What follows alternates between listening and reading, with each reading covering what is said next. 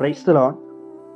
பிரியமானவர்களே, தேவனுடைய ராஜ்யத்துக்குள் நுழைய முடியாதவர்களின் நிலை இப்படித்தான் இருக்கும். அக்கினி கடல், கந்தகம் எரிகிற கடலிலே பங்கடைவார்கள் என்று வேதம் சொல்லுகிறது. வெளிப்படுத்தின விசேஷம் 21:8, பயப்படுகிறவர்களும் அவிசுவாசிகளும் அருவருப்பானவர்களும் கொலைபாதகர்களும் விபச்சாரக்காரர்களும் சூனியக்காரர்களும் விக்கிரக ஆராதனைக்காரர்களும் பொய்யர்கள் அனைவரும் இரண்டாம் மரணமாகிய அக்கினியும் கந்தகமும் எரிகிற கடலிலே பங்கடைவார்கள் என்றார். இரண்டாம் மரணம், இது நித்தியமான அக்கினி.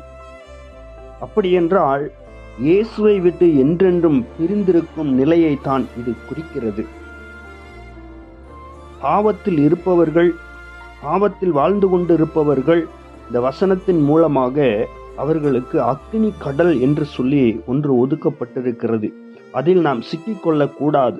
மற்றவர்கள், ஊழியர்கள் சத்தியத்தை சொல்லும் பொழுது கர்த்தருடைய வார்த்தைக்கு கீழ்ப்படிந்து நடக்க வேண்டும். பாவத்தில் வீழ்ந்தோமானால் இப்படிப்பட்ட அக்கினி கடலில் தான் நிரந்தரமாக 1000 வருடங்கள் அங்கு போய் அனுபவிக்க வேண்டிய நிலைமை ஏற்படும்.